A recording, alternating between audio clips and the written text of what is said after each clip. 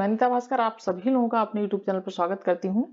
और हम assistant professor के 10 प्रैक्टिस सेट कर चुके थे और अब हम सॉल्व पेपर कर रहे हैं, जिसमें हमने एक प्रैक्टिस सेट सॉल्व पेपर कर लिया था 2016 का और ये दूसरा 2014 का हमने पार्ट 1 कर लिया था। अब हम सेकंड पार्ट आज करेंगे। वीडियो पसंद आए तो लाइक शेयर कमेंट अवश्य करेगा। जो लोग चैनल पर नए हैं चैनल को सब्सक्राइब अवश्य कर ले, बेल आइकन जरूर प्रेस कर दें जिससे नई वीडियो की नोटिफिकेशन आपको मिलती है। और इसके अलावा ये क्वेश्चन जो है सभी एग्जाम के लिए वेरी इंपॉर्टेंट है। तो चलिए शुरू करते हैं।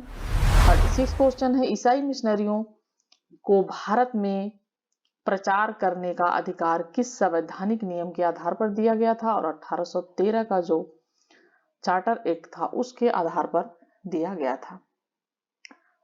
नेक्स्ट क्वेश्चन है, पुनर्जागरण के दौरान ग्रीको रोमन साहित्य के प्रति अध्ययन की रुचि को किस नाम से जाना जाता था? और राइट ऑप्शन हो जाएगा मानववाद के नाम से जाना जाता था। 38 क्वेश्चन है, राजा राम मोहन राय की मृत्यु के पश्चात ब्रह्म समाज का नेतृत्व किसने किया था?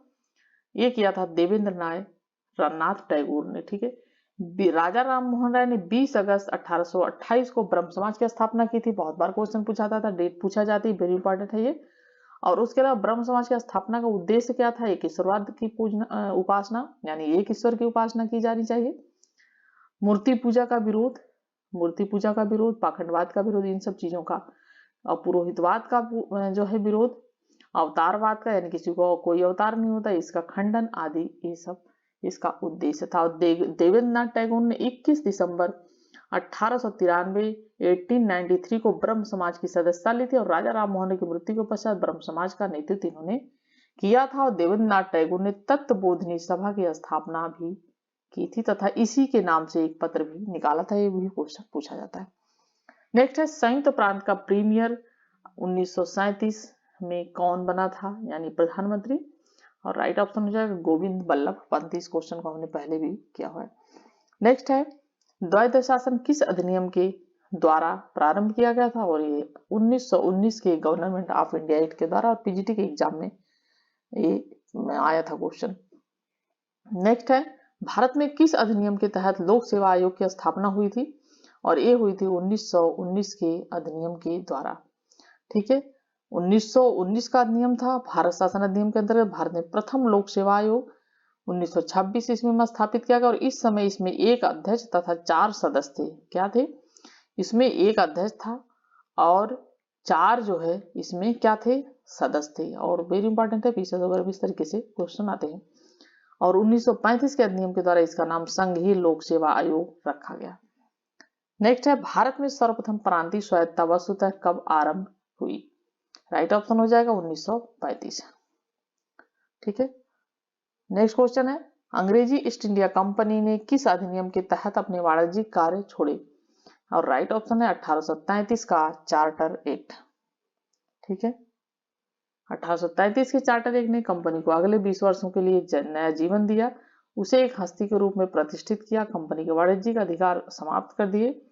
और इस अधिनियम के द्वारा भारतीय शासन का केंद्रीकरण कर दिया और बंगाल का गवर्नर अब भारत का गवर्नर जनरल बना दिया गया था इस अधिनियम के द्वारा। 44 क्वेश्चन है, भारत में all India trade union Congress का गठन कब हुआ? और ये हुआ था 31 अक्टूबर 1920। ठीक है, और लाला लाजपत राय 31 अक्टूबर 1920 को लाला लाजपत राय, जोसेफ बबिस्ट और एम.एन. जोशी के प्रयासों से हुआ था। नेक्स्ट है, सन 1918 में गांधी जी द्वारा अहमदाबाद मिल हड़ताल के हस्तक्षेप के कारण मजदूरों की आय में वृद्धि हुई। कितनी वृद्धि हुई थी? 35%। ठीक है, नेक्स्ट है, भारतीय राष्ट्रीय कांग्रेस ने अपने किस अधिवेशन में मौलिक अधिकारों का प्रस्ताव पारित किया? और ये किया था कराची अधिनियम, जो है कराची अधिवेशन हुआ था 1931 में। और आपको अगर पढ़ने हैं, व्याख्या पढ़नी है, तो आप वीडियो को पॉज करके जरूर व्याख्या अच्छी तरीके से पढ़ लें। नेक्स्ट है, भारतीय साम्यवाद का प्रवर्तक कौन था? और ये था एम.एन. राय थे। नेक्स्ट क्वेश्चन है, भारत में प्रकाशित होने वाला प्रथम समाचार पत्र था? तो द बंगाल गजट प्रथम समाचार पत्र था। और 1780 में जेम्स आगस्ट सिक्की, इनका नाम बहुत बार आता है और बहुत बड़े क्वेश्चन पूछा जाता है। बंगाल गजट नामक समाचार पत्र प्रकाशित करना आरंभ किया था और हिक्कू को कंपनी का आलोचना करने के अपराध में सजा भी भुगतनी पड़ी थी। ठीक है, और परंतु उनके पत्र ने अपनी नीति नहीं बदली, हिक्की के प्रेस को जब्त कर लिया और इस प्रकार से बंगाल गजट का अंत हो गया। इंडियन नेशनल कांग्रेस, भारतीय राष्ट्रीय कांग्रेस का प्रथम अधिवेशन कब हुआ? राइट ऑप्शन हो जाएगा हमारा 28 दिसंबर 1885। नेक्स्ट है, मुस्लिम लीग ने किस दिन स्वतंत्रता दिवस मनाया?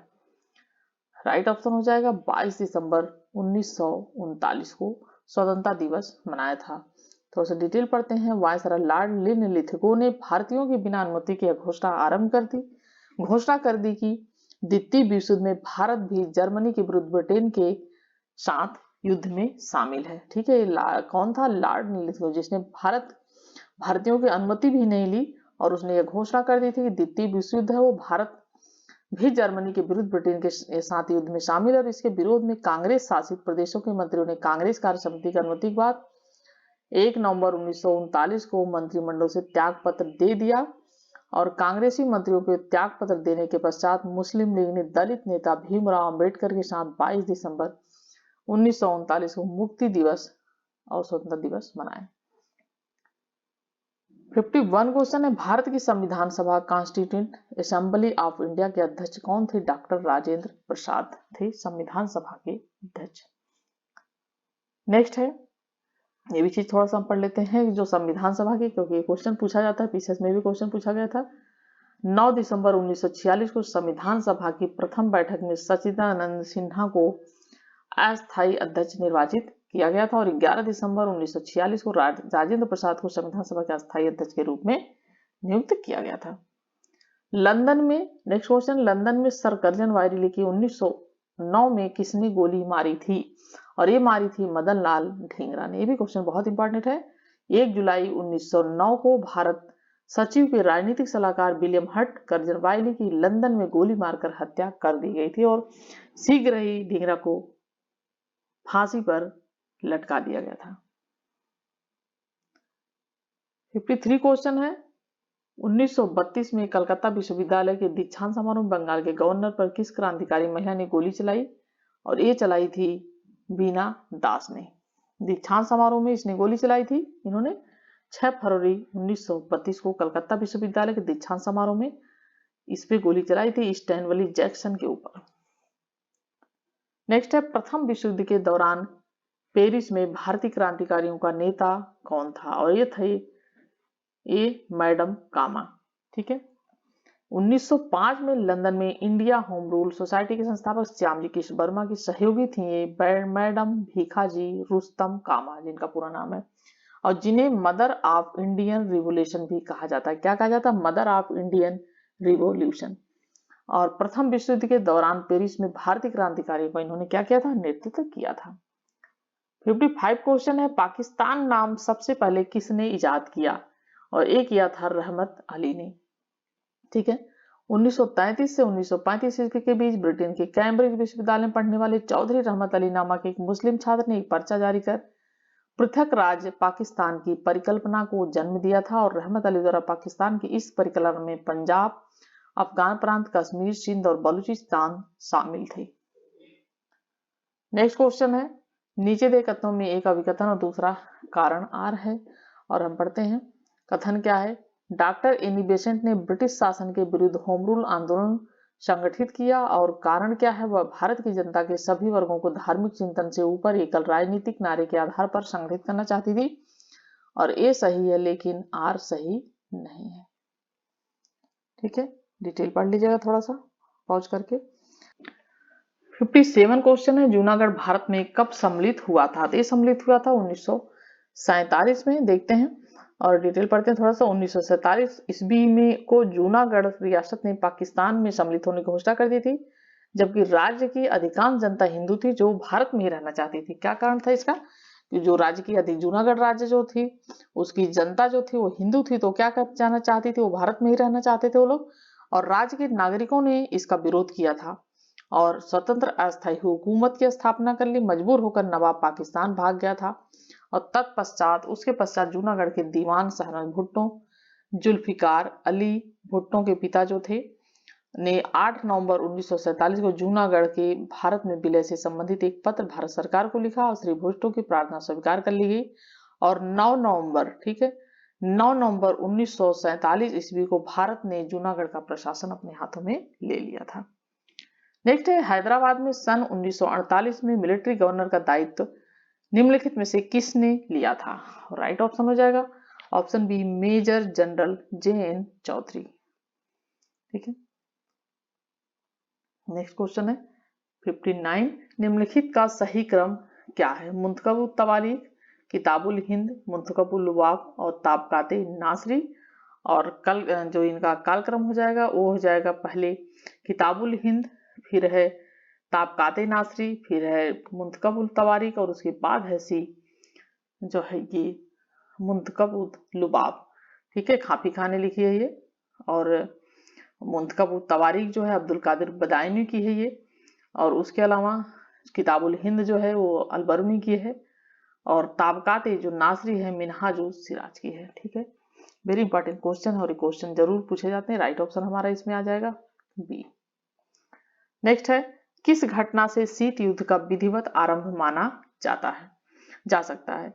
और ये है बर्लिन संकट। ठीक है, द्वितीय विश्व युद्ध के बाद दूसरा विश्व युद्ध हुआ तो उसके बाद जर्मनी की राजधानी बर्लिन पर कब्जे को लेकर नाटो समूह के देश और सोवियत संघ आमने सामने आ गए थे और यहीं से शीत युद्ध का सूत्रपात हुआ था।